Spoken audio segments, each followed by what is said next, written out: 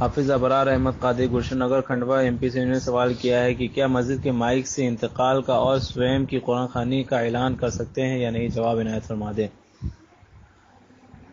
اس سلسلے میں میں آپ کو ایک اصول بتاتا ہوں، اس اصول کو آپ یاد رکھیں، تو پھر اس اصول کو اگر آپ یاد رکھیں گے تو اس تعلق سے جو بھی مسائل سامنے آئیں گے وہ انشاءاللہ آسانی کے ساتھ آپ حل کر لیں گے، یعنی اس کے جائز ناجائز کو حکم معلوم کر لیں گے۔ اس سلسلے میں اصول یہ ہے کہ پہلے یہ دیکھنا چاہیے کہ وہ لاؤڈ اسپیکر مسجد کے پیسے سے خریدا گیا ہے یا کسی نے اپنی خوشی سے اپنی طرف سے اس لاؤڈ اسپیکر کو دیا ہے۔ اگر مسجد کی طرف سے وہ خریدا گیا ہے تو اس میں میلاد، فاتحہ، تیجا، 40واں، جلسہ جلوس، یعنی کوئی جو ہے تو جائز اور اچھی چیزوں کا بھی اعلان اس میں سے جائز نہیں ہے، بلکہ وہ لاؤڈ اسپیکر مسجد کے پیسے سے خریدا گیا تو مسجد ہی سے متعلق رہے گا۔ صدر الشریعہ بدر الطریقہ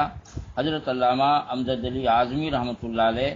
فرماتے ہیں کہ مسجد کی اشیاء مثلا لوٹا، چٹائی وغیرہ کو کسی دوسری غرض میں استعمال نہیں کر سکتے۔ بہار شریعت حصہ نمبر 10 صفحہ نمبر 45 پر یہ عبارت موجود ہے۔ اب دوسری صورت سنیے۔ دوسری صورت جو میں نے بتایا آپ کو کہ اگر لاؤڈ اسپیکر کسی نے اپنے جیب سے پیسہ خرچ کر کے دیا ہے، یعنی اپنی طرف سے دیا ہے، وہ مسجد کے پیسے سے نہیں منگایا گیا ہے، تو اس میں آپ کو یہ دیکھنا پڑے گا کہ اس شخص نے مسجد میں جو لاؤڈ اسپیکر دیا ہے تو صرف اذان ہی کی صراحت کر دی ہے کہ یہ لاؤڈ اسپیکر صرف مسجد ہی میں استعمال ہوگا، مسجد کے علاوہ اور دوسری چیزوں کا اعلان اس سے جائز نہیں ہے۔ اگر اس نے اس بات کی صراحت کر دی ہے تو پھر اس صورت میں صرف اذان ہی میں استعمال ہوگا یا مسجد میں جو تقریر، یعنی مسجد ہی کے کام میں یہ استعمال ہوگا اور باہر کی چیزوں کا اعلان اس سے جائز نہیں ہوگا۔ اعلی حضرت امام اہل سنت علی رحمہ فرماتے ہیں لأن شرط الواقف کنص الشارع، فتاوی رضویہ قدیم جلد نمبر 6 صفحہ نمبر 352۔ اور دوسری صورت یہ ہے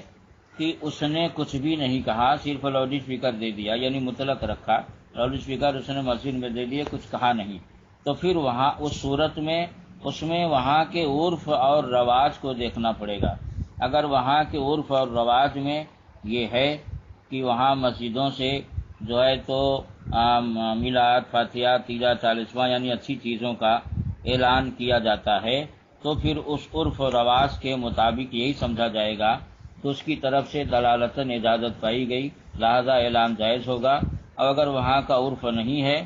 تو پھر دلالتاً وہ لاؤڈ اسپیکر مسجد کے لیے متعین و خاص ہو جائے گا، پھر اس صورت میں اعلان کرنا جائز نہیں ہے۔ یہ 3 صورتیں ہیں اور ان 3 صورتوں کو آپ ذہن نشین کر لیں تو انشاءاللہ اس تعلق سے جو بھی جزیات آئیں گے وہ اپنے آپ حل ہوتے جائیں گے۔